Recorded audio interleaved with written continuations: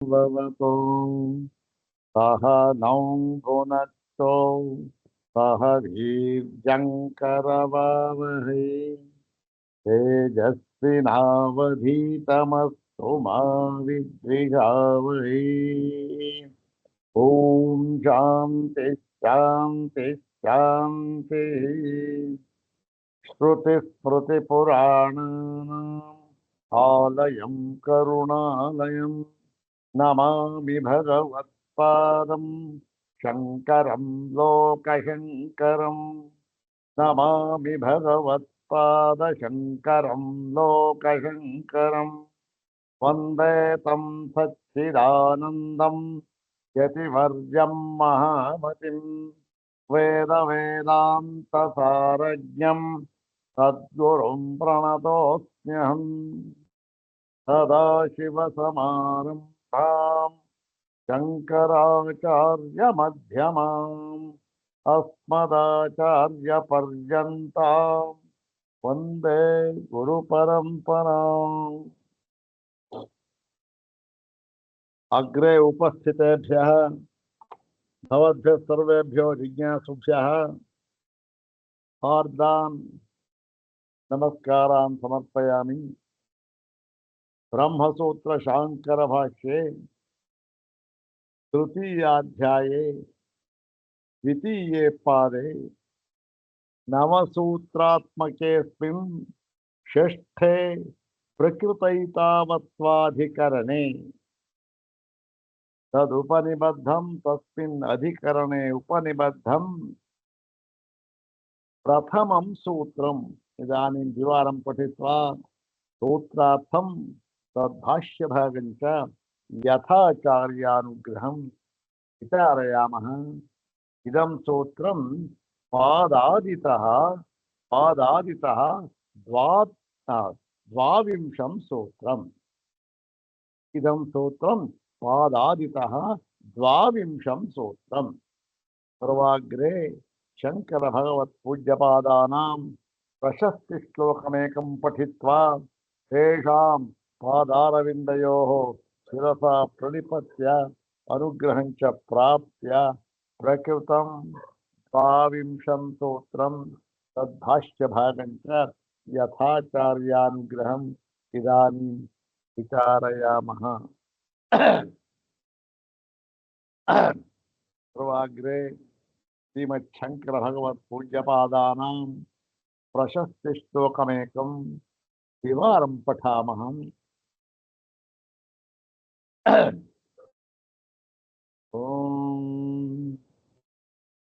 उद्यद्भानुसहस्रगर्वहरण पाशस्य युग्वस्त्रधृत संख्याहीनशमादिसद्गुणगणैः अत्यादरसेविता श्रीमत्पद्मपदामरेशकरधात्र्याद्यैर्विनेयैर्युत श्रीमच्छङ्करदेशिकेन्द्रचरणालम्बं प्रयच्छासु मे।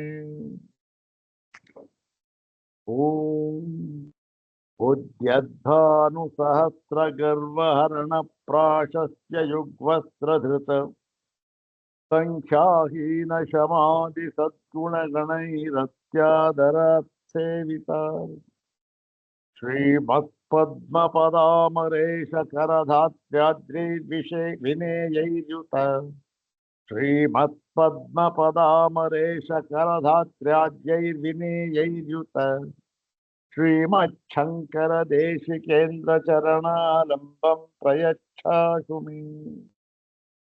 श्रीमच्छङ्करदेशिकेन्द्रचरणालम्बं प्रयच्छासु मे। ಅದ್ಭುತವಾದ ಶ್ಲೋಕ. ಈ ಶ್ಲೋಕದ ಅರ್ಥವೆಲ್ಲ ನಾವು ನೋಡಿದ್ದೇವೆ. ಸ್ವಲ್ಪ ಹೇಳೋದಕ್ಕೆ ಸ್ವಲ್ಪ ಇದು ಕಷ್ಟ ಇನ್ನೇನಿಲ್ಲ. ಇದು ವೃತ್ತ ಇರೋದು ಕೂಡ ನೋಡಿ ಶಾರ್ದೂಲ ವಿಕ್ರೀಡಿತ ವೃತ್ತದಲ್ಲಿ ಉಪನಿಬದ್ಧವಾಗಿರ್ತಕ್ಕಂಥ ಒಂದು ಶ್ಲೋಕ ಇದು. ಶಾರ್ದೂಲ ವಿಕ್ರೀಡಿತಾನೆ 19 ಅಕ್ಷರ ಇರುತ್ತೆ. 12 ಅಕ್ಷರಕ್ಕೆ ಒಂದೊಂದು ಯತಿ ಬರುತ್ತೆ. ಹೀಗೆ ಸ್ವಲ್ಪ ಅದು ಕ್ಲಿಷ್ಟವಾಗಿರುತ್ತೆ. ಆದರೂ ಕೂಡ ಅರ್ಥ ಮಾತ್ರ ಬಹಳ ಗಂಭೀರವಾಗಿ ಒಳ್ಳೆ ಈ ಉಪಮಾ ಶೋಭಿತವಾಗಿ ಇರ್ತಕ್ಕಂಥ ಶ್ಲೋಕ ಇರಲಿ. ಅಥ ಶ್ರೀಮಚ್ಛಂಕರ ಭಗವತ ಕೃತೌ ಶಾರೀರಕಮೀಮಾಂಸಾ ಭಾಷ್ಯೆ ತೃತೀಯೇ ಸಾಧನಾಧ್ಯಾಯೇ ದ್ವಿತೀಯೇ ಪಾದೇ ಪಂಚಮಂ ಷಷ್ಠಂ ಪ್ರಕೃತೈತಾವತ್ವಾಧಿಕರಣಂ. ಓಂ ಪ್ರಕೃತೈತಾವತ್ವಂ ಹಿ ಪ್ರತಿಷೇಧತಿ ತತೋ ಬ್ರವೀತಿ ಚ ಭೂಯಃ. ಓಂ ತದವ್ಯಕ್ತಮಾಹಿ. ಓಂ ಅಪಿ ಚ ಸಂರಾಧನೆ ಪ್ರತ್ಯಕ್ಷಾನುಮಾನಾಭ್ಯಾಂ. ಓಂ ಪ್ರಕಾಶಾದಿವಚ್ಚಾ ವೈಶೇಷ್ಯಂ ಪ್ರಕಾಶಶ್ಚ ಕರ್ಮಣ್ಯಭ್ಯಾಸಾತ್. ಓಂ ಅತೋನಂತೇನ ತಥಾ ಹಿ ಲಿಂಗಂ. ಓಂ ಉಭಯವ್ಯಪದೇಶಾತ್ವಹಿ ಕುಂಡಲವತ್. ಓಂ ಪ್ರಕಾಶಾಶ್ರಯವದ್ವಾ ತೇಜಸ್ವಾತ್. ಓಂ ಪೂರ್ವವದ್ವಾ. ಓಂ ಪ್ರತಿಷೇಧಾಚ್ಚ. ಇಮಾನಿ ತಾನಿ ಸರ್ವಾಣಿ ನವಸೂತ್ರಾಣಿ ತಸ್ಮಿನ್ ಪ್ರಕೃತೈತಾವತ್ವಾಧಿಕರಣೆ ಉಪನಿಬದ್ಧಾನಿ ಪಾದರಾಯಣೇನ ಆಚಾರ್ಯೇಣ ಭಗವತಾ. ತತ್ರ ಪ್ರಕೃತಂ ಸೂತ್ರಂ ಪ್ರಥಮಂ ಸೂತ್ರಂ ದ್ವಿವಾರಂ ಪಠಿತ್ವಾ ಅನಂತರಂ ಪದವಿಭಾಗಕ್ರಮಂ ಅನ್ವಯಂ ಅನ್ವಯಾರ್ಥಂಚ ಸರ್ವಂ ಪಶ್ಯಾಮಃ. ಪ್ರಥಮಂ ಸೂತ್ರಂ ತಸ್ಮಿನ್ ಅಧಿಕರಣೆ. ಓಂ ಪ್ರಕೃತೈತಾವತ್ವಂ ಹಿ ಪ್ರತಿಷೇಧತಿ ತತೋ ಬ್ರವೀತಿ ಚ ಭೂಯಃ. ಓಂ ಪ್ರಕೃತೈತಾವತ್ವಂ ಹಿ ಪ್ರತಿಷೇಧತಿ ತತೋ ಬ್ರವೀತಿ ಚ ಭೂಯಃ. ಇಲ್ಲಿಯವರೆಗೆ ಹಿಂದಿನ ಈ ಉಭಯ ಲಿಂಗಾಧಿಕರಣದಲ್ಲಿ ಎಲ್ಲ ವಾಕ್ಯಗಳು ಅಂದ್ರೆ ಯಾವುದು? ಸವಿಶೇಷ ಶ್ರುತಿಗಳು ಹಾಗೆ ನಿರ್ವಿಶೇಷ ಶ್ರುತಿಗಳು ಕೂಡ ಎರಡೂ ವಿಧವಾದ ಶ್ರುತಿಗಳು ಇವೆ. ಪರಮಾತ್ಮನಿಗೆ ಎರಡೂ ವಿಧವಾದ ರೂಪಗಳು ಹೇಳಲ್ಪಟ್ಟಿವೆ. ಆದರೂ ಕೂಡ ಪ್ರಧಾನವಾಗಿ ಏನನ್ನ ಹೇಳಿದೆ? ಎಲ್ಲ ರೂಪಗಳನ್ನು ಅಲ್ಲಗಳೆದು ಕೇವಲ ಈ ರೂಪವನ್ನೇ ಹೇಳಿದೆ. ಅರೂಪವದೇವ ಹಿ ತತ್ಪ್ರಧಾನತ್ವ. ಪ್ರಧಾನವಾಗಿ ಹೇಳಿರುವುದರಿಂದ ಯಾವುದನ್ನ? ಆ ಒಂದು ನಿರ್ವಿಶೇಷ ಶ್ರುತಿಗಳನ್ನ, ಸವಿಶೇಷ ಶ್ರುತಿಗಳನ್ನ ಹೇಳಿದೆ ಇಲ್ಲ ಅಂತಲ್ಲ, ಅದನ್ನ ಪ್ರಧಾನವಾಗಿ ಹೇಳಿಲ್ಲ ಅಂತ ಹೇಳಿಬಿಟ್ಟು ಅದು ಕೂಡ ಹೇಗೆ ಇಲ್ಲಿ ಈ ಶಾಸ್ತ್ರದಲ್ಲಿ ಇದು ಹೇಗೆ ಹೊಂದುತ್ತೆ ಮತ್ತೆ ಅದನ್ನು ಹೇಗೆ ಹೊಂದಿಸಿಕೊಳ್ಳಬೇಕು ಅಂತ ಹೇಳಿ ಹೊಂದಿಸಿಕೊಳ್ಳೋಣ, ಎಲ್ಲ ಮಾಡೋಣ ಸರಿ. ಅದಕ್ಕೂ ಪ್ರಮಾಣತ್ವ ಅಂತಕ್ಕಂಥದ್ದು ಇದೆ. ಯಾವುದಕ್ಕೆ? ಸವಿಶೇಷ ಶ್ರುತಿಗಳಿಗೆ. ಆದರೆ ಒಂದು ಮಾತ್ರ ನೆನಪಿಡಿ ನೋಡಿ ಪ್ರತಿಪಕ್ಷಿಗಳೇ, ಒಂದು ಮಾತ್ರ ನೆನಪಿಡಿ. ಏನು?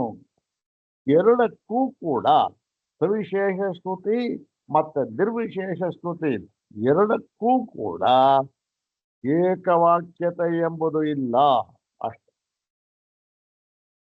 ಏನು? ಸ್ವತಂತ್ರವಾಗಿ ಇದೂ ಕೂಡ ಸಾಧನ ಅದೂ ಕೂಡ ಸಾಧನ ಎಂಬುದಾಗಿ ಇಲ್ಲ. ಹೇಗೆ? ಸ್ವತಂತ್ರವಾಗಿ.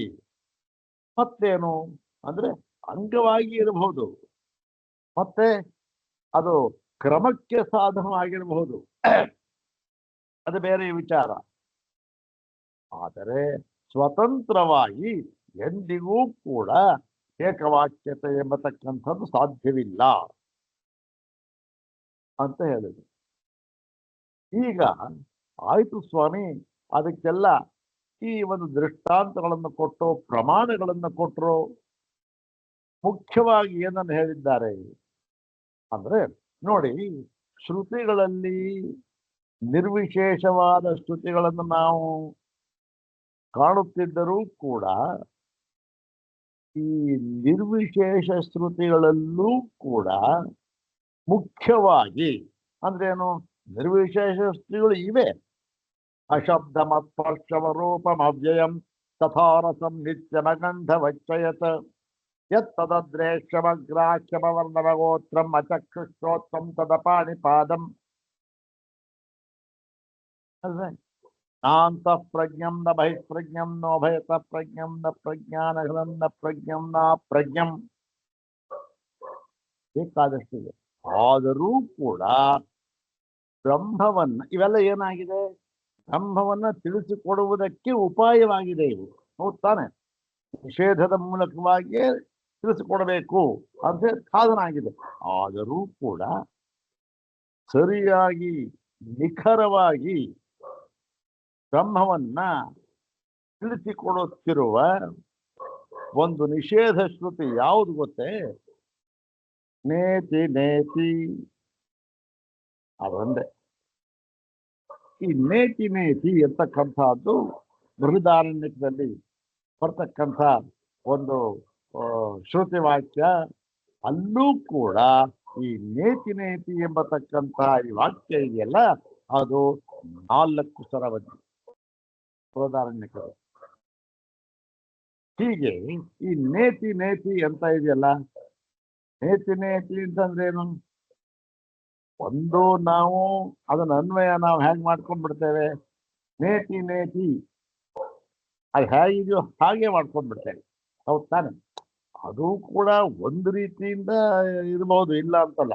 ಆದರೂ ಕೂಡ ಸರಿಯಾದ ಅನ್ವಯ ಏನು ಅಂತಂದ್ರೆ ನ ಇತಿ ಅಂತ ಪದವಿಭಾಗ ಇದೆಯಲ್ಲ, ಅದಕ್ಕೆ ಇತಿ ನ ಅಂತ ಪದವಿ ಅನ್ವಯಿಕರಣ. ಏನಂತ? ಇತಿ ನ ಅಂದ್ರೆ ಹೀಗಲ್ಲ ಹೀಗಲ್ಲ, ಈ ರೀತಿಯಲ್ಲ ಎಂಬುದಾಗಿ. ನೀವು ಯಾವುದಾದ್ರೂ ಹೇಳಿ ಸ್ವಾಮಿ, ಬ್ರಹ್ಮಕ್ಕೆ ಲಕ್ಷಣ, ಅತ್ಯುತ್ತಮವಾದ ಲಕ್ಷಣ ಯಾವುದು? ತೈತ್ರಿಯದಲ್ಲಿ ಹೇಳಿದ್ದಾರೆ, ಸತ್ಯಂ ಜ್ಞಾನವಂತ ಬ್ರಹ್ಮ ಅಂತಂದ್ಬಿಟ್ಟು ಅದೂ ಕೂಡ ಇತಿನ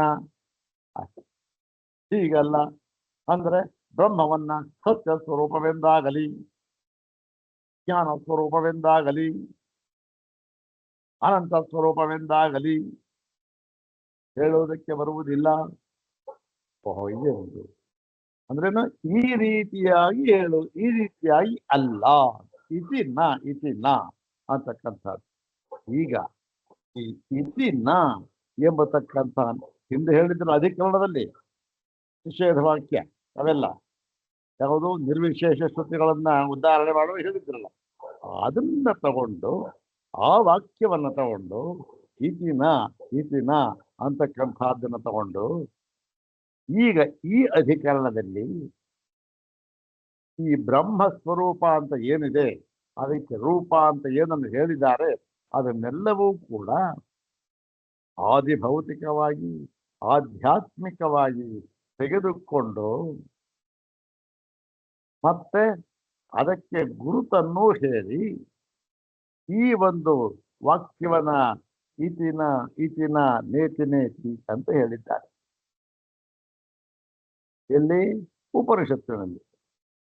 ಈಗ ಆ ಒಂದು ನೇತಿ ಎಂಬತಕ್ಕಂಥ ವಾಕ್ಯವನ್ನ ತೆಗೆದುಕೊಂಡು ವಿಷಯವಾಕ್ಯವನ್ನಾಗಿ ಮಾಡಿಕೊಂಡು ಭಗವತ್ಪಾದ ಶಂಕರರು ವಿಚಾರ ಮಾಡಿದ್ದಾರೆ.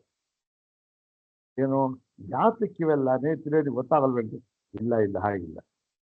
ಅದನ್ನ ನಿಖರವಾಗಿ ಪದವಾಕ್ಯ ಪ್ರಮಾಣಗಳ ಮೂಲಕವಾಗಿ ತಿಳಿದುಕೊಂಡರೆ ಮಾತ್ರ ಏನಾಗುತ್ತೆ, ಬ್ರಹ್ಮದ ಒಂದು ಅನುಭವ ಪರ್ಯಂತವಾದ ಅರಿವು. ಹಿಂದೆ ಹೇಳಿತ್ತಲ್ಲ,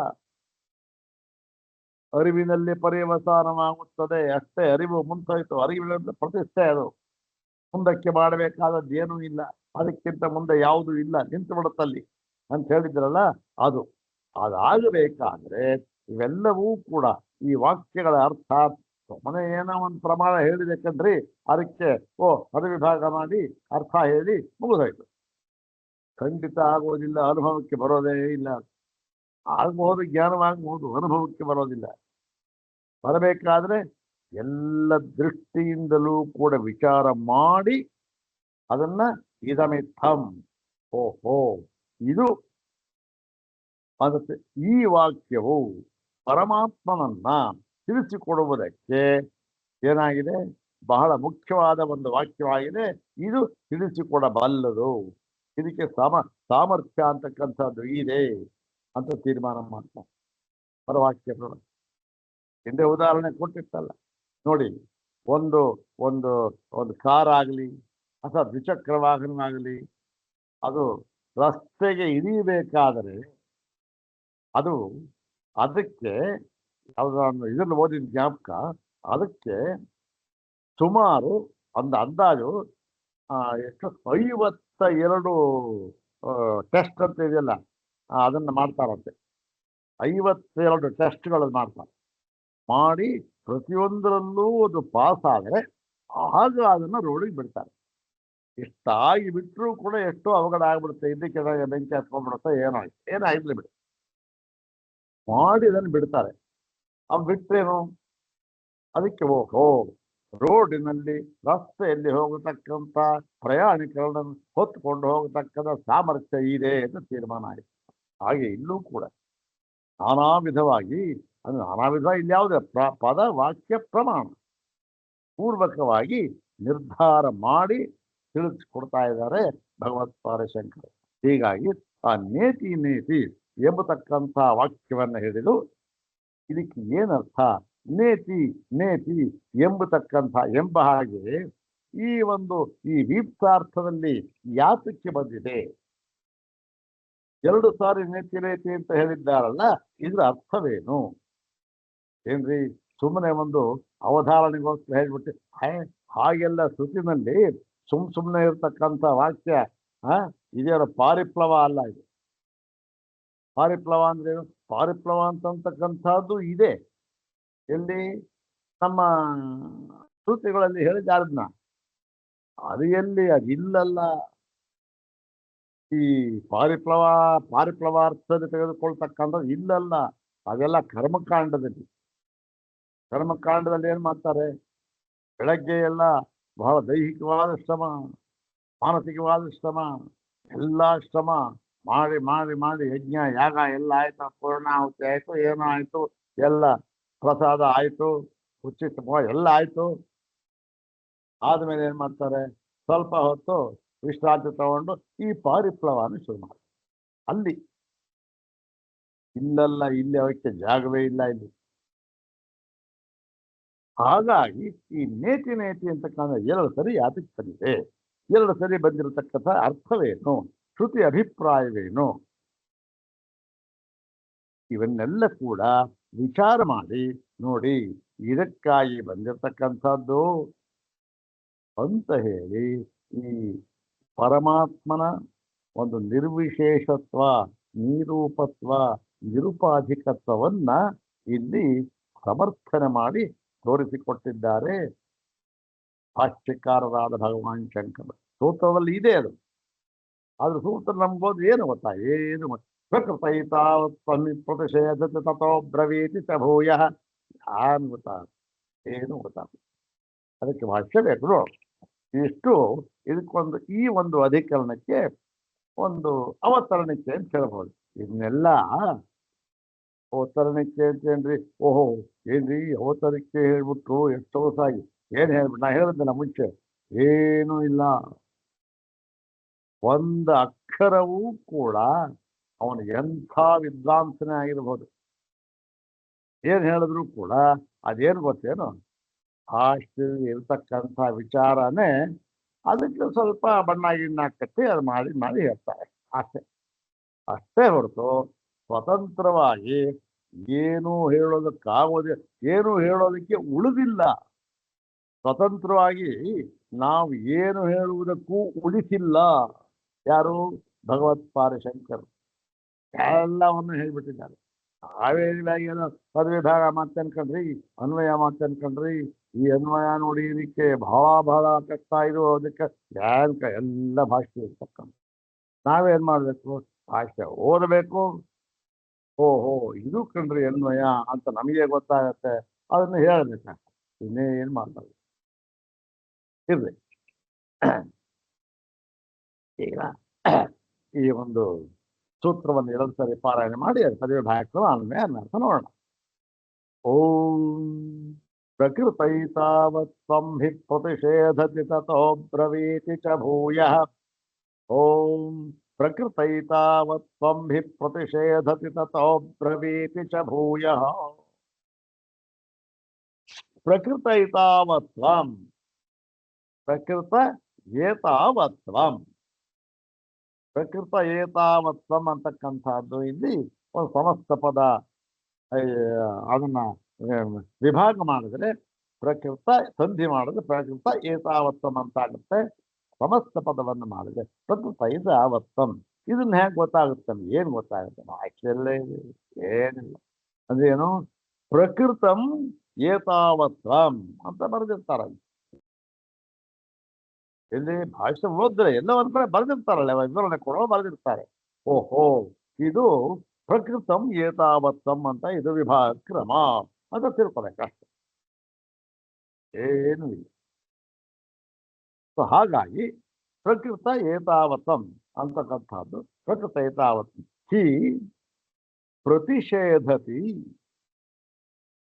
ತತಃ ಬ್ರವೀತಿ ಚ ಭೂಯಃ ಇತಿ ಸಪ್ತಪದಾತ್ಮಕಮಿದಂ ಸೂತ್ರಂ. ಹೇಳ್ತಾನೆ 7 ಪದ. ಸಪ್ತಪದಾತ್ಮಕಮಿದಂ ಸೂತ್ರಂ. ಈಗ ಇದು ಅನ್ವಯ ಹೇಗಾಗುತ್ತೆ? ಪ್ರಕೃತಂ ಏತಾವತ್ವಂ ಹಿ ಪ್ರತಿಷೇಧತಿ. ಪ್ರತಿಷೇಧತಿ ಇತಿ ಶ್ರುತಿ ಪ್ರತಿಷೇಧತಿ. ಕಿಂ ಪ್ರತಿಷೇಧತಿ ಅಂದ್ರೆ ಪ್ರಕೃತಂ ಏತಾವತ್ವಂ. ಅದ ಅರ್ಥ ಮೇಲೆ ನೋಡೋಣ. ಪ್ರತಿಷೇಧತಿ ತತಃ ಚ ತತಃ ಭೂಯಃ ಬ್ರವೀತಿ. ಇಷ್ಟೇ. ಇದು ಸೂತ್ರ ರೂಪವಾಗಿ ಹೇಳಿಬಿಟ್ರು ಬಾದರಾಯಣಾಚಾರ್ಯ. ಏನು? ಪ್ರಕೃತಂ ಏತಾವತ್ವಂ ಹಿ ಪ್ರತಿಷೇಧತಿ. ಪ್ರಕೃತಂ ಏತಾವತ್ವಂ. ಏತಾವತ್ವಂ ಅಂತಕ್ಕಂಥದ್ದೇನು? ಏತಾವಾನ್, ಏತಾವತ್ ಶಬ್ದ ಇದು. ಏತಾವತ್ ಶಬ್ದ ಏನು? ಅದು ಪರಿಮಾಣ ಸೂಚಕ. ಏನು ಪರಿಮಾಣ ಸೂಚಕ ಅಂದ್ರೆ ಇಷ್ಟು ಎಂಬುದಾಗಿ, ಇಷ್ಟು, ಅಷ್ಟು, ಹೀಗೆಲ್ಲ ಪರಿಮಾಣ ಇದೆಯಲ್ಲ, ಪರಿಮಾಣ ಸೂಚಕವಾದ ಏತಾವತ್ವಂ. ಏನು? ಇಷ್ಟು ಎಂಬುದನ್ನ, ಏತಾವತ್ ಎಂಬುದನ್ನೇ ಏನಾಗುತ್ತೆ? ಯಾವುದು ಇಷ್ಟು ಅಂತ ಅನ್ನೋದು ಪ್ರಕೃತವಾದ ಇಷ್ಟು. ಇಷ್ಟು ಎಲ್ಲಿ ಇಷ್ಟು? ಯಾವ ಇಷ್ಟು ಅಂದ್ರೆ ಪ್ರಕೃತಂ ಏತಾವತ್ವಂ. ಪ್ರಕೃತವಾದ ಇಷ್ಟು ಏನೋ ಒಂದು ಹೇಳಿದ್ದಾರೆ. ಇಷ್ಟು ಅಂತದ್ದು ಏನೋ ಒಂದು ಪರಿಮಾಣ ಹೇಳಿದ್ದಾರೆ. ಅದಕ್ಕೆ ಅದು ಲಕ್ಷಣ ಪರಿಮಾಣ ಇರಬಹುದು, ಅಥವಾ ರೂಪದ ಪರಿಮಾಣ ಇರಬಹುದು. ಯಾವುದರ ಪರಿಮಾಣ ಬೇಕಾದ್ರೂ ಆಗ್ಬೋದು. ರೂಪ ಇಷ್ಟು ಅಂತ ಹೇಳಿದ್ದಾರೆ, ಇಂಥದ್ದು ಅಂತ ಹೇಳಿದ್ದಾರೆ. ಲಕ್ಷಣ, ಓ ಇಷ್ಟು ಲಕ್ಷಣಗಳಿವೆ, ಇಂಥ ಲಕ್ಷಣಗಳಿವೆ, ಇವೆಲ್ಲ ಪರಿಮಾಣ. ಇಷ್ಟು ಲಕ್ಷಣಗಳಿಗೆ ಏನ್ ಬೇಕಂತ. ಅದು ಯಾವುದು? ಪ್ರಕೃತವಾದ್ರೆ ಹಿಂದೆ ಈಗ ತಾನೇ ಹೇಳಿದ್ಯಲ್ಲಪ್ಪ ಅಷ್ಟು. ಪ್ರಕೃತ ಅಂದ್ರೆ ಈ ಹತ್ತಿರದಲ್ಲಿ ಯಾವ್ದು ಹೇಳಿದ್ಯೋ ಅದು. ಪ್ರಕೃತವಾದ ಇಷ್ಟು ಎಂಬ ಪರಿಮಾಣವನ್ನು ಸೇರಿಸ್ಕೋಬಹುದು ಎಂಬುದನ್ನೇ ಪ್ರತಿಷೇಧತಿ ಅಲ್ಲಗಳೆಯುತ್ತದೆ. ಶ್ರುತಿಯು ಅಲ್ಲಗಳೆಯುತ್ತದೆ. ಇದು ಅಲ್ಲಗಳೆಯುತ್ತೆ ಅಂತ ಹೇಗಾಗಿದೆ? ಹೇಗೆ ಗೊತ್ತಾಗುತ್ತೆ ನಮಗೆ? ಮತ್ತು ಇದು ಹೇಗೆ ಗೊತ್ತಾಗುತ್ತೆ ಅಂದ್ರೆ ತತಃ ತಸ್ಮಾತ್ ಅಂತ. ಆದ್ದರಿಂದಲೇ ಭೂಯಃ ಬ್ರವೀತಿ. ಭೂಯಃ ಏನು? ಮತ್ತೆ ಮತ್ತೆ ಪುನಃ ಹೇಳಿರುತ್ತದೆ. ಪುನಃ ಅಂತ.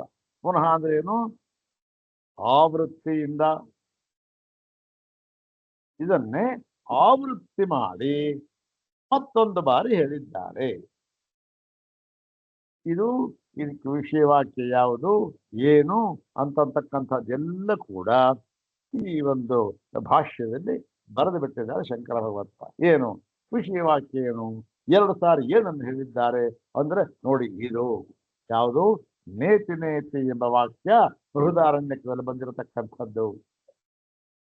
ಇದು ನೇತಿ ನೇತಿ ಅಂತಕ್ಕಂಥದ್ದು ನೋಡಿ, ಒಬ್ಬೊಬ್ಬರು ಆಚಾರ್ಯರು ಇದನ್ನ ಒಂದೊಂದು ತರ ಅರ್ಥವನ್ನು ಮಾಡಿದ್ದಾರೆ. ಎಲ್ಲರೂ ಕೂಡ ಅವರವರ ಅರ್ಥವನ್ನು ಸಮರ್ಥನೆ ಮಾಡ್ಕೊಳ್ತಾರೆ, ಇಲ್ಲ ಅಂತಲ್ಲ. ಆದರೆ ಇಲ್ಲಿ ಬಹಳ ಮುಖ್ಯವಾಗಿ ನಾವು ಹಿಂದೆ ಬೇಕಾದ್ರೆ ವಿಚಾರ ಮಾಡಿದೇವಲ್ಲ, ಏನ್ರಿ ಅವರೆಲ್ಲರೂ ಹೇಳ್ಬಿಟ್ಟಿದ್ದಾರೆ. ಈಗ ನಾವು ಯಾವುದನ್ನ ಹಿಡಿಬೇಕು ಅಂತ ಬಂದಾಗ ನಾವು ನೋಡಿ, ಆ ಮಹಾನುಭಾವರು ಏನವರು ಪ್ರಕಾಂಡ ಪಂಡಿತರು ಅಷ್ಟೇ ಅಲ್ಲ, ಎಲ್ಲ ತಪಸ್ವಿಗಳು, ಹೌದ್ ತಾನೆ? ಅವರು ಹೇಳಿದ್ದನ್ನ ಇದು ಸರಿ ಇದು ತಪ್ಪು ಎಂಬುದಾಗಿ ನಿರ್ಧಾರ ಮಾಡಿ ತಿಳಿದುಕೊಳ್ಳಲು ನಮ್ಮಿಂದ ಸಾಧ್ಯವಾ ಅಂತ ಯೋಚನೆ ಮಾಡಿದಾಗ ಏನ್ ಬರುತ್ತೆ ಉತ್ತರ? ಸಾಧ್ಯವಿಲ್ಲ. ಯಾಕೆ? ಅವರ ವಿದ್ವತ್ತು ಪಾಂಡಿತ್ಯ, ನಮ್ಮ ವಿದ್ವತ್ತು ಪಾಂಡಿತ್ಯ ಎಲ್ಲ ಅಧಿಗಜಾಂತರ ವ್ಯತ್ಯಾಸ ತಾನೆ. ನಾವು ಅವರು ಬಂದು ಹೇಳಿಕೆಯನ್ನ ಇದು ಸರಿಯೇ ಇಲ್ಲವೇ ತಿಳಿಸ್ಕೊಂಡ್ರೆ ನಮ್ಮ ಕೈಯಲ್ಲಿ ಕಷ್ಟ ಆಗೋದಿಲ್ಲ, ನಾವು ಇನ್ನೇನು ಆಶ್ರಯಿಸಬೇಕು. ಆದರೂ ಕೂಡ ಒಂದು ಮಾತನ್ನು ಹೇಳಿದ್ದಾರೆ, ನಿರ್ಧಾರ ಮಾಡಬಹುದು. ಏನು ನಿರ್ಧಾರ ಹೇಗೆ ನಿರ್ಧಾರ ಮಾಡಬಹುದು ಅಂತಂದ್ರೆ ನೋಡಿ, ಯಾವುದೇ ಒಂದು ಅರ್ಥ ಇದೇ ಸರಿ ಅಂತ ನಿರ್ಧಾರವಾಗಬೇಕಾದ್ರೆ ಅದು ಬರೆದವರ ಪಾಂಡಿತ್ಯ ಎಷ್ಟು, ಅವರು ಯಾರು, ಅವರು ಎಂಥ ತಪಸ್ವಿಗಳು, ಇವನ್ನೆಲ್ಲ ವಿಚಾರ ಮಾಡಬೇಕಾದದ್ದು ಒಂದು ದೃಷ್ಟಿ ಮಾಡಬೇಕು, ಇಲ್ಲ ಅಂತಲ್ಲ. ಬಹಳ ದೊಡ್ಡವರವರು ಅವ್ರು ಹೇಳಿದ್ದಾರೆ, ಅವರ ವಾಕ್ಯ ಪ್ರಮಾಣ ಅಂತ ಆಗುತ್ತೆ, ಇಲ್ಲ ಅಂತಲ್ಲ. ಆದರೆ ಅದರಿಂದ ನಿರ್ಧಾರ ಮಾಡುವುದಕ್ಕೆ ನಮಗೆ ಯೋಗ್ಯತೆ ಇರಬೇಕಲ್ಲ. ಆದ್ದರಿಂದ ಮತ್ತೆ ಹೇಗೆ ಅಂದ್ರೆ, ಇಲ್ಲ ಮಾಡಬಹುದು, ಏನು ಅದನ್ನೆಲ್ಲ ಬಿಟ್ಟಾಕಿ ಪರವಾಗಿಲ್ಲ, ಒಂದು ಮಾತ್ರ ನೋಡ್ಕೊಳ್ಳಿ, ಒಂದೇ ಒಂದು ಅಂಶ ಸಾಕು. ಏನು ನೋಡಿ, 4 ಜನ ಇದ್ದಾರೆ, 4 ಅರ್ಥಗಳನ್ನು ಹೇಳ್ತಾ ಇದ್ದಾರೆ. ನೀವು ಯಾವುದನ್ನು ತೀರ್ಮಾನ ಮಾಡಬೇಕು ಅಂದ್ರೆ, ಯಾವುದು ಅನುಭವದಲ್ಲಿ ಕೊನೆಗಾಣುತ್ತದೆಯೋ ಅದು ಸರಿ ಅಂತ ತೀರ್ಮಾನ ಮಾಡಿಬಿಡಿ ಅಂತ. ಅಷ್ಟೇ. ಇನ್ಯಾವ ಪಾಂಡಿತ್ಯಕ್ಕೆ, ತರ್ಕಕ್ಕೆ, ಮೀಮಾಂಸಕ್ಕೆ, ವಿದ್ವತ್ತಿಗೆ ಯಾವುದಕ್ಕೂ ಹೋಗ್ಬೇಕಾಗಿ. ಅಂದ್ರೇನು ಅರ್ಥ? ಒಂದು ಪಕ್ಷ ಅವೆಲ್ಲದರಿಂದಲೂ ಕೂಡ, ತರ್ಕ, ಮೀಮಾಂಸ, ವ್ಯಾಕರಣ ಎಲ್ಲದರಿಂದಲೂ ಕೂಡ ಅವರು ಸಿದ್ಧ ಮಾಡಿದ್ದರೂ ಕೂಡ ಒಂದು ವೇಳೆ ಅದು ಅನುಭವ ಗಮ್ಯವಲ್ಲದೆ ಹೋಗಿಬಿಟ್ಟರೆ ಏನ್ ತೀರ್ಮಾನ ಮಾಡಬೇಕು? ಓಹೋ, ಇದು ಸರಿಯಾದ ಅರ್ಥವಲ್ಲ ಅಂತ ತೀರ್ಮಾನ ಮಾಡಬೇಕು ಅಷ್ಟೇ. ಏನ್ರಿ ಅಷ್ಟು ದೊಡ್ಡವರು ಅಲ್ವ, ನಾವು ಈ ದೃಷ್ಟಿಯಿಂದ ತೀರ್ಮಾನ ಮಾಡ್ತಾ ಇದ್ದೇವೆ ಅಷ್ಟೇ. ನೀವು ಆ ದೃಷ್ಟಿಯಿಂದ ತೀರ್ಮಾನ ಮಾಡ್ಕೊಳ್ಳಿ, ನಮ್ದೇನು ಅಭ್ಯಂತರ. ಯಾತಕ್ಕೆ ಅಂದ್ರೆ, ಶ್ರುತಿ ಎಲ್ಲವನ್ನೂ ಹೇಳಿದ್ದರೂ ಕೂಡ ಪ್ರಧಾನವಾಗಿ ಹೇಳಿದೆ. ಏನ್ ಹೇಳಿದೆ ಅಂದ್ರೆ, ಅರಿವಿನಲ್ಲಿ ಹಿಂದೆ ಹೇಳಿದ್ರಲ್ಲ, ಅರಿವಿನಲ್ಲಿ ಕೊನೆಗಾಣತಕ್ಕಂತಹ ಬ್ರಹ್ಮವನ್ನು ಹೇಳಿದೆ. ಹೌದ್ ತಾನೆ? ಯಾವ ಬ್ರಹ್ಮವನ್ನು ಹೇಳಿಲ್ಲ? ಎಲ್ಲೋ ಪರೋಕ್ಷವಾದ ಮೋಕ್ಷ, ಪರೋಕ್ಷವಾದ ಬ್ರಹ್ಮ, ಅದನ್ನ ಹೇಳಿಲ್ಲ. ಪ್ರತಿಯೊಬ್ಬರಿಗೂ ಕೂಡ ಅನುಭವದಲ್ಲಿ ಪರ್ಯವಸಾನವಾಗಿರತಕ್ಕಂತಹ ಮೋಕ್ಷ ಸ್ವರೂಪವನ್ನು ಹೇಳಿರ್ತಕ್ಕಂತಹದ್ದು ಶ್ರುತಿ. ಹಾಗಾಗಿ ನೀವು ಯಾವುದು ಅನುಭವಕ್ಕೆ ಹೊಂದುತ್ತ, ಅದು ಏನು ಅನುಭವ ಅಂದ್ರೆ ಸಾರ್ವತ್ರಿಕ ಪೂರ್ಣಾನುಭವ. ಇದನ್ನೆಲ್ಲ ಬರೆದಿರತಕ್ಕಂಥವ್ರು ಯಾವರು? ನಮ್ಮ ಶ್ರೀ ಶ್ರೀ ಸ್ವಾಮಿಪಾದರವರು, ಸಚ್ಚಿದಾನಂದೇಂದ್ರ ಸರಸ್ವತಿಗಳು. ಏನು ಅನುಭವ? ಅದು ಇದು ಅನುಭವ. ನಮ್ಮ ನಿಮ್ಮ ಅಥವಾ ಇನ್ಯಾವನ ಉನ್ಮತ್ತ ಅವನ ಅನುಭವ ಅಲ್ಲ. ಅಥವಾ ಯೋಗಿ ನೋಡ್ರಿ, ನಾನು ತೇಲ್ಕೊಂಡು ಹೋಗ್ಬಿಟ್ಟೆ ಮೇದಕ್ಕೆ, ಅಲ್ಲಿ ಹೋಗಿ ವೈಕುಂಠಕ್ಕೆ ಬಂದೆ, ಅಲ್ಲಿ ಇದ್ದೆ ಅರ್ಧ ಗಂಟೆ ಮಹಾವಿಷ್ಣುವಿನ ಹತ್ರ, ತಿರ್ಗಾ ಬಂದೆ ವಾಪಸ್ಸು ಅಂತ ಎಲ್ಲ ಅವರು. ಇದು ನಾವು ಅಲ್ಲುಗಳಿತಾ ಇಲ್ಲ ನೋಡಿ, ಯಾವುದನ್ನು ಅಲ್ಲಗಳಿಲ್ಲ ಶಂಕರ ಭಗವತ್ಪಾದ. ಏ ಅಂದ್ರೆ ಆಯ್ತಪ್ಪ, ಅದು ನಿಮ್ಮ ಅನುಭವ, ಆದರೆ ಅದು ಸಾರ್ವತ್ರಿಕ ಅನುಭವ ಅಂತ ಆಗೋದಿಲ್ಲ. ಸಾರ್ವತ್ರಿಕ ಅನುಭವ ಏನು? ಒಬ್ಬ ಈ ಯಕ್ಕಶ್ಚಿತ್ ಎಲ್ಲೋ ಕಾಡಲ್ಲಿ ಈ ದನ ಕರು ಪಶುಗಳನ್ನ ಮೇಯಿಸ್ತಾ ಇರ್ತಾನೆ. ಅವನಿಂದ ಹಿಡಿದು ಹಿರಣ್ಯಗರ್ಭ ಬ್ರಹ್ಮನವರೆಗೂ ಕೂಡ ಅಷ್ಟೇ. ಇಂಥವನು ಅಂಥವನು ತಿನ್ನವೇ ಇಲ್ಲ. ಹಿರಣ್ಯಗರ್ಭ ಬ್ರಹ್ಮನವರೆಗೂ ಕೂಡ ಯಾವ ಅನುಭವ ಸಮಾನವಾಗಿದೆಯೋ ಅದನ್ನ ನಾವು ಅನುಭವ ಅಂತ ಹೇಳ್ತಾ ಇದ್ದೇವಪ್ಪ. ಹಿರಣ್ಯ ಗರ್ಭನಿಗಾಗತಕ್ಕಂಥ ಅನುಭವನ ಮುಂದನ್ನೇ ಇಟ್ಕೊಂಡು ಅದನ್ನ ನಾವು ಅನುಭವ ಅಂತ ಹೇಳ್ತಾ ಇಲ್ಲ. ಅದು ಅವನ ಅನುಭವ, ಅದು ಏನೇನೋ ಆಗ್ಬೋದು ಅವನಿಗೆ. ಇವನು ಒಂದ್ಸಲ ಅನುಭವ ಆಗ್ಬೋದು, ಅದು ಬೇರೆ ವಿಚಾರ. ಅದು ಎಲ್ರಿಗೂ ಆಗ್ಬೇಕು ಅಲ್ಲಿಂದ ಹಾಗೆ ಅಂತೇಳಿ ಅನುಭವ. ಅದು ಇದನ್ನೆಲ್ಲ ವಿಚಾರ ಮಾಡಿ ಈ ಅಧಿಕರಣದಲ್ಲಿ ಈ ಒಂದು ನೇತಿ ಎಂಬತಕ್ಕಂಥ ವಾಕ್ಯಕ್ಕೆ ಅರ್ಥವನ್ನ ನಿರ್ಣಯ ಮಾಡ್ತಾ ಇದ್ದಾರೆ. ಯಾತಕ್ಕೆ ಎರಡು ಸರಿ ಬಂತು ಹೇಳಿ. ಇದು ಒಂದರಲ್ಲೇ ನಿರ್ಣಯ ಮಾಡಿಲ್ಲ, ಇನ್ನು ಮುಂದಿನ ಅಧಿಕರಣದಲ್ಲಿ ಕೆಲವು ಕಡೆ ಮಾಡಿದ. ಪೂರ್ಣವಾಗಿ ನೋಡಿದಾಗ ಅದು ಗೊತ್ತಾಗುತ್ತೆ. ನೋಡೋಣ, ಒಂದು ಕ್ರಮವಾಗಿ ನೋಡ್ಕೊಂಡು ಹೋಗೋಣ. ಈಗ ಈ ಒಂದು ಇದು ಅರ್ಥ ಗೊತ್ತಾಯ್ತಲ್ಲ. ಪ್ರಕೃತಂ ಏತಾವತ್ತಂ ಹಿ ಪ್ರತಿಷೇಧತಿ ತತಃ ಭೂಯ ಬ್ರವೀತಿ. ಆದ್ದರಿಂದಲೇ ಪುನಃ ಹೇಳುತ್ತದೆ ಇದನ್ನ, ಯಾವುದನ್ನ? ನೇತಿ ಅಂತಕ್ಕಂಥ ಏನು? ಅದು ಇಷ್ಟು ಅಂದ್ರೆ ಎಲ್ಲ ಪರಿಮಾಣವನ್ನು ಕೂಡ ಅಲ್ಲಗಳೆಯುತ್ತಿದೆ. ಯಾವ ಪರಿಮಾಣ ಅಂತಂದ್ರೆ, ಅರೆ ಹಿಂದೆ ಹೇಳಿದ್ವಲ್ಲಪ್ಪ, ಈಗ ತಾನೇ ಹೇಳಿದ್ಲ. ಅದ್ರೆ ಇಲ್ಲಲ್ಲ, ಪ್ರಕೃತ ಅನ್ನೋದಕ್ಕೆ ಅರ್ಥ ಇದು ಪ್ರಕೃತವಾದ. ಹಿಂದೆ ಈಗ ತಾನೇ ಹೇಳಿದ್ವಲ್ಲ, ಅದಕ್ಕೆ ಸಂಬಂಧಪಟ್ಟ ಹಾಗೆ ಇಷ್ಟು ಎಂಬುದಲ್ಲ. ಯಾವುದನ್ನು ಹೇಳಿದ್ರು? ಇದಕ್ಕೆಲ್ಲ ನಾವು ಉದಾಹರಣೆ ಪರಿಚಯ ನಮ್ಗೆ ಇರಬೇಕು ನೋಡಿ, ಅದಕ್ಕೆಲ್ಲ. ಆದ್ರೂ ಕೂಡ ಏನು ಇರಬೇಕಾದಿಲ್ಲ, ಸ್ಥೂಲವಾಗಿ ತಿಳ್ಕೊಂಡ್ಬಿಟ್ರೆ ಸಾಕಷ್ಟೆ. ಅಲ್ಲಿ ಏನ್ ಮಾಡಿದ್ದಾರೆ? ಪ್ರಕೃತವಾದ ಇಷ್ಟು ಅಂತಕ್ಕಂಥ ಪ್ರಕೃತ ಏನ್ ಮಾಡಿದ್ದಾರೆ ಹಿಂದೆ? ಪ್ರಕೃತ ಅಂದ್ರೆ ಯಾವ್ದು ಹತ್ತಿರ ಈಗ ಹೇಳಿರ್ತಕ್ಕ ಅದಕ್ಕೆ ಸಂಬಂಧಪಟ್ಟಿದ್ದು. ಪ್ರಕೃತವಾದ ಅಂದ್ರೆ ಇಲ್ಲೋ ಯಾವಾಗಲೂ ಹೇಳಿದ್ದಲ್ಲ. ಪ್ರಕೃತವಾಗಿ ಏನ್ ಹೇಳಿದೆ ಅದನ್ನ ಹೇಳ್ರಿ ಅಂತ ಅಂದ್ರೆ, ಈಗ ಏನ್ ಹೇಳಿದೆ ಅದನ್ನ ಹೇಳ್ರಿ ಅಂತಾರೆ. ಏನ್ ಹೇಳಿದೆ ಅಂದ್ರೆ, ಅಲ್ಲಿ ಈ ಬ್ರಹ್ಮಕ್ಕೆ ಅಥವಾ ಬ್ರಹ್ಮದ ಮೂರ್ತಾಮೂರ್ತ ಸ್ವರೂಪವನ್ನು ತೆಗೆದುಕೊಂಡು,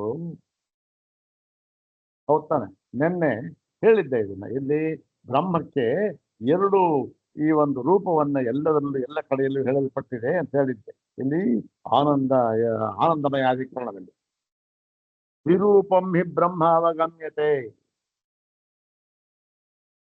ಯಾವುದದು? ಕಿಂತದ್ ರೂಪಂ ಇತಿ ಪ್ರಶ್ನೆ. ನಾಮರೂಪ ವಿಕಾರ ಭೇದೋಪಾಧಿ ವಿಶಿಷ್ಟಂ. ಇದು ಭಾಷ್ಯವಾಕ್ಯ ಇವೆಲ್ಲ. ನಾಮರೂಪ ವಿಕಾರ ಭೇದೋಪಾಧಿ ವಿಶಿಷ್ಟಂ ತದ್ವಿಪರೀತಂಚ ಸರ್ವೋಪಾಧಿ ವಿವರ್ಜಿತಂ ಇತಿ ವಿರೂಪಂ ಬ್ರಹ್ಮ ಅವಗಮ್ಯತೆ. ಭಾಷ್ಯವಾಕ್ಯ ಇದು. ಇಲ್ಲಿ ಆನಂದಮಯೋಧ್ಯಾಸಾತ್ ಅನ್ನುವಾಗ ಮತ್ತೆ ತೈತ್ರಿಯದಲ್ಲೂ ಹೇಳಿಬಿಟ್ಟಿದ್ದಾರೆ. ಏನು? ಮೂರ್ತಾಮೂರ್ತ ಸ್ವರೂಪ ಸಚ್ಚತ್ಯಚ್ಚಾಭವತ್ ನಿರುಕ್ತಂಚ ನಿಲಯನಂಚ ಅಂತೆಲ್ಲ ಹೇಳ್ತಾರೆ. ಸಚ್ಚತ್ಯಚ್ಚಾಭವತ್. ಸತ್ ಅಂದ್ರೇನು? ಸಚ್ಚಮೂರ್ತ ರೂಪಂ.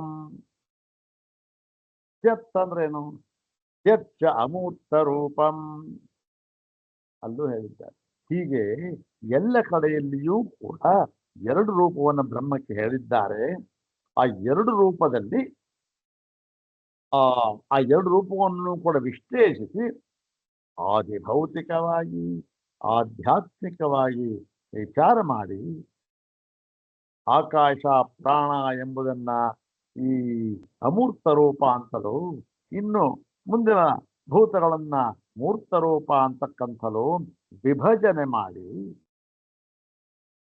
ಅದನ್ನ ಸತ್ಯ ಎಂಬುದಾಗಿ ಹೇಳಿ, ಯಾವಾಗ ಈ ಒಂದು ಎಲ್ಲ ಅವಿದ್ಯಾ ದೃಷ್ಟಿಯಲ್ಲಿ, ಅವಿದ್ಯಾ ಭೂಮಿಕೆಯಲ್ಲಿ ಸತ್ಯ ಅಂತ ಹೇಳಿ, ಇವೆರಡಕ್ಕಿಂತಲೂ ಕೂಡ ವಿಲಕ್ಷಣವಾಗಿರತಕ್ಕಂತಹ ಅಂದ್ರೇನು, ಮೂರ್ತ ಸ್ವರೂಪ ಮತ್ತೆ ಅಮೂರ್ತ ಸ್ವರೂಪ, ಈ ಎರಡಕ್ಕೂ ಭಿನ್ನವಾಗಿರುವ, ಎರಡಕ್ಕಿಂತಲೂ ವಿಲಕ್ಷಣವಾಗಿರುವ ಯಾವುದು, ಅದರ ರೂಪ ಅಂತ ಹೇಳೋಕ್ಕೆ ಆಗಲ್ಲ, ಇರ್ಲಿ ಬಾಯಲ್ಲಿ ಹೇಳಬೇಕಲ್ಲ, ಇದೆಯಲ್ಲ ಅದು ಏನದು ಪರಬ್ರಹ್ಮರ ಅಂತ ಹೇಳಿ, ಈ ಒಂದು ಆಧ್ಯಾತ್ಮಿಕವಾಗಿರ್ತಕ್ಕಂಥ ಇದೆ, ಇದು ಸತ್ಯ ಅಂತ ಹೇಳಿ, ಅದು ಮತ್ತೆ ಅಸತ್ಯ ಅಲ್ವಾ ಅಂದ್ರೆ ಅದಕ್ಕೋಸ್ಕರ ಅದನ್ನ ಸತ್ಯಸ್ಯ ಸತ್ಯಂ ಅಂತ ಹೇಳಿದ್ದಾರೆ. ಈ ಸತ್ಯ ಸತ್ಯವನ್ನು ಹೇಳಿದ್ದಾರೆ.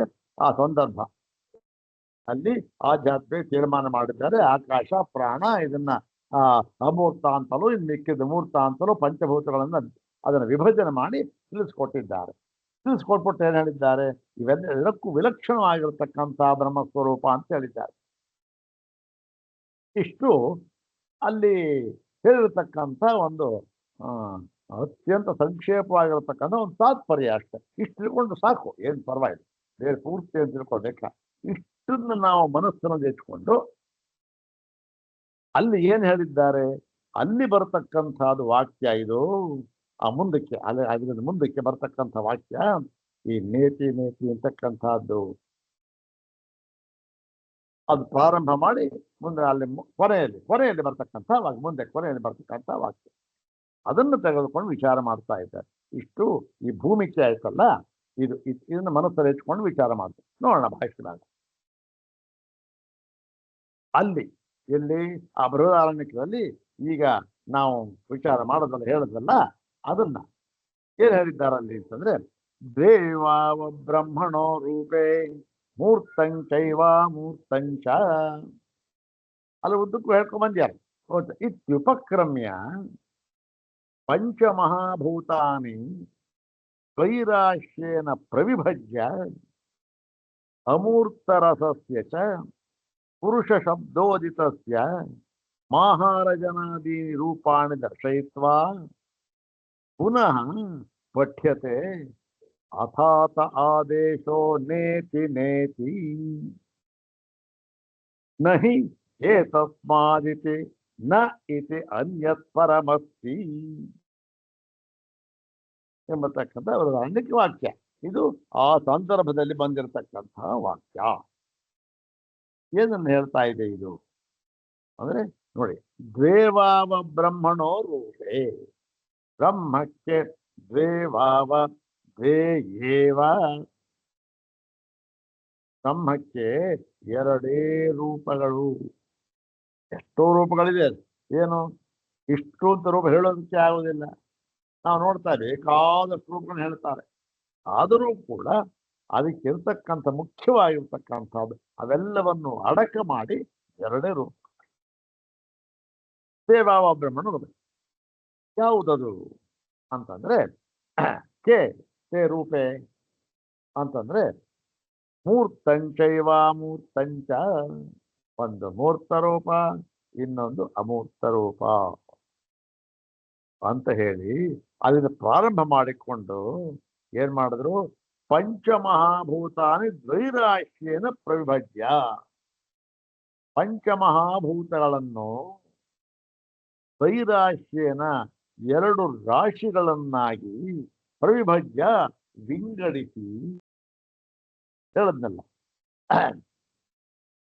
ಈ ಒಂದು ಪಂಚಮಹಾಭೂತಗಳಲ್ಲೇ ತಗೊಂಡ್ರೆ ನಾವು ಈ ಆಕಾಶ ಮತ್ತೆ ವಾಯು, ವಾಯು ಅಂತಕ್ಕಂಥದ್ದೇನು, ಆಧಿಭೌತಿಕವಾಗಿ ವಾಯು, ಮತ್ತೆ ಆಧ್ಯಾತ್ಮಿಕವಾಗಿ ಅದೇ ಏನಾಗಿದೆ ಪ್ರಾಣ. ಹಾಗೆ ಈ ಆಕಾಶ ಮತ್ತೆ ಪ್ರಾಣ, ಆಕಾಶ ಮತ್ತೆ ಪ್ರಾಣ ಇವೆರಡನ್ನೂ ಕೂಡ ಏನಾಯ್ತು ಅಮೂರ್ತ ಸ್ವರೂಪ ಅಂತ ಹೇಳಿ, ಇನ್ನು ಮಿಕ್ಕ ಮೂರು ಭೂತಗಳನ್ನ ಮೂರ್ತ ರೂಪ ಅಂತ ಹೇಳಿದ್ರು. ಅದು ಪಂಚಮಹಾಭೂತ ದ್ವೈರಾಶ್ಯನ ವಿಭಜ್ಯ. ಇನ್ನು ಅಮೂರ್ತ ರಸಸ್ಯ, ಇಲ್ಲಿ ಅಮೂರ್ತ ರಸ ಅಂತಂದ್ರೇನು, ಅದರ ಒಂದು ಮುಖ್ಯವಾದ ಅದರ ಒಂದು ಸಾರ ಅಮೂರ್ತವಾದದ್ದು. ಅದು ಯಾವುದು? ಆಕಾಶ ಪ್ರಾಣ ಅಂತ ಇದೆಯಲ್ಲ, ಅದರ ಅದು ಅದರ ಮುಖ್ಯವಾದ ಒಂದು ತತ್ವ ಪುರುಷ ಶಬ್ದೋದಿ ತಸ್ಯ.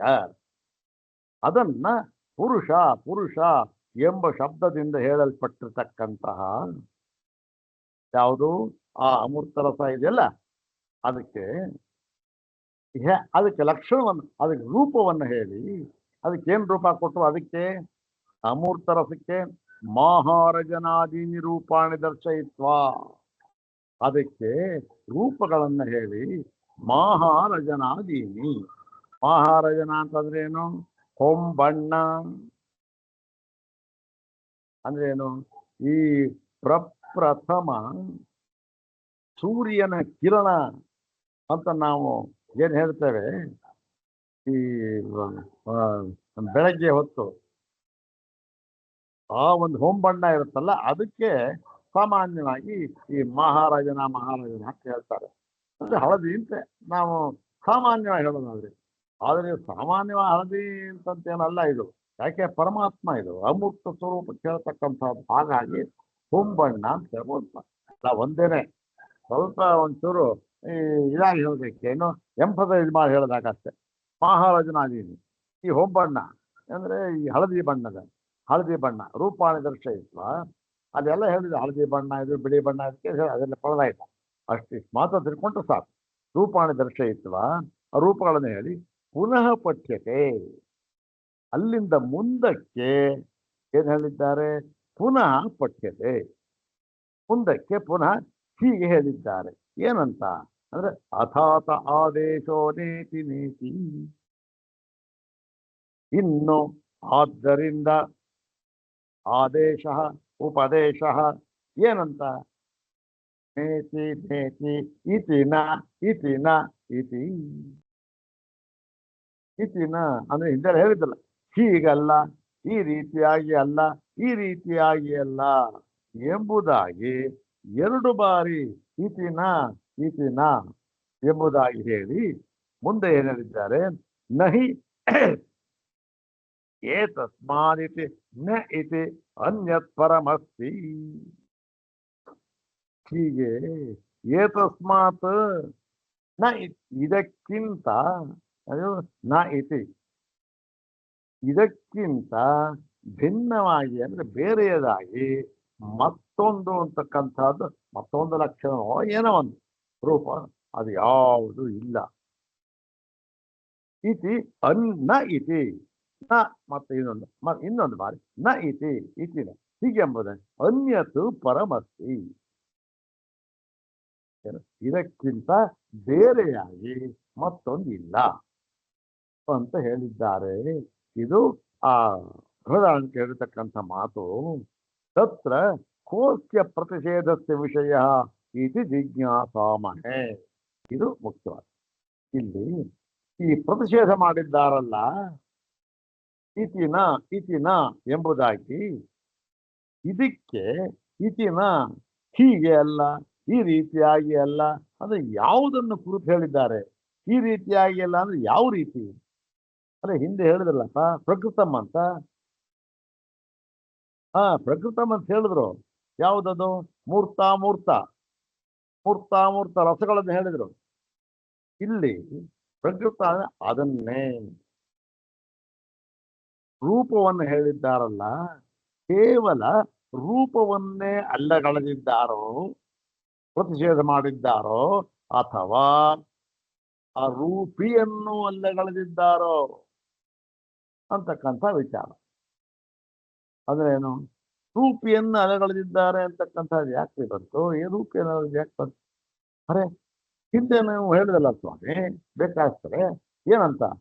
ಬ್ರಹ್ಮವು ಮೂರ್ತಕ್ಕಿಂತ ವಿಲಕ್ಷಣವಾಗಿರ್ತಕ್ಕಂಥದ್ದು ಅಂತ. ಅಲ್ಲಿ ಎರಡನ್ನೂ ಅಲೆಗಳಿಬೇಕು. ಮೂರ್ತ ಸ್ವರೂಪ ಅಮೂರ್ತ ಸ್ವರೂಪ ಎರಡೂ ಅಂತ. ಎರಡು ಅಂತ ಹೇಳೋಕೆ ಆಗೋದಿಲ್ಲ. ಹೀಗೆ ಎರಡನ್ನು ರೂಪ ರೂಪಿ ಎರಡನ್ನೂ ಅಲ್ಲಗಳೆದಿದ್ದಾರೆಯೋ. ಮೂರ್ತ ಅಂತಕ್ಕಂಥದ್ದು ಒಂದು, ಇನ್ನೊಂದು ಆ ಒಂದು ಆ ಮೂರ್ತ ಇರ್ತಕ್ಕಂಥ ಅದನ್ನ ಅದು ಯಾರಲ್ಲಿ ಇದೆಯೋ ಅದನ್ನು ಅಲ್ಲಗಳೆದಿದ್ದಾರೋ ಅಂತಕ್ಕಂಥದ್ದು. ಇದು ಯಾತಕ್ಕೆ ಅಂತಂದ್ರೆ ಇದು ಪರಬ್ರಹ್ಮದ ಲಕ್ಷಣವನ್ನ ತಪ್ಪೇ ಇರಲಿ, ಲಕ್ಷಣ ಇದು ಇದಮಿತ್ತಂ ಈ ರೀತಿಯಾಗಿಯೇ ಹೇಳಬೇಕು. ಮತ್ತೆ ಅಶಬ್ದ ಅಯ್ಯೋ ಅದೆಲ್ಲ ಇದೆ, ಆದರೂ ಕೂಡ ಇದು ಸ್ವಲ್ಪ ಬಹಳ ಬಹಳ ಹತ್ತಿರದ ಮಾರ್ಗ ಪರಮಾತ್ಮ ಪರಮಪರ ತಿಳಿಸ್ಕೊಳ್ಳುತ್ತೆ ಅಂತೇಳಿ ಇದು ಯಾತಕ್ಕೆ ಬಂದಿದೆ ಅಂತಕ್ಕಂಥದ್ದು ವಿಸ್ತಾರವಾಗಿ ಈ ಅಧಿಕರಣದಲ್ಲಿ ಇದನ್ನು ವಿಚಾರ ಮಾಡಿದ್ದಾರೆ. ಬಹಳ ಒಂದು ಈ ತತ್ವ ಪ್ರಧಾನವಾದ ಅಧಿಕರಣ. ಇನ್ನು ಮುಂದೆ ಹೇಳಿದ್ನಲ್ಲ ಅವತ್ತ 3-4 ಅಧಿಕರಣವೆಲ್ಲ ಇದೇ ರೀತಿ ಇದೆ. ತತ್ವ ಪ್ರಧಾನವಾದ ಅಧಿಕರಣ, ಅದನ್ನ ಮುಂದಿನ ಭಾಗದಲ್ಲಿ ನೋಡೋಣ. ಇದು ಏನ್ ಹೇಳ್ತಾರೆ ಅಂತ, ಪೂರ್ವಪಕ್ಷ ಏನು, ಸಿದ್ಧಾಂತ ಏನು ಅಂತ ಅನ್ನೋದನ್ನೆಲ್ಲ ಮುಂದಿನ ಭಾಗದಲ್ಲಿ ನೋಡೋಣ. ಓಂ ಶಾಂತಿ ಶಾಂತಿ ಶಾಂತಿ. ಓಂ ತತ್ವ.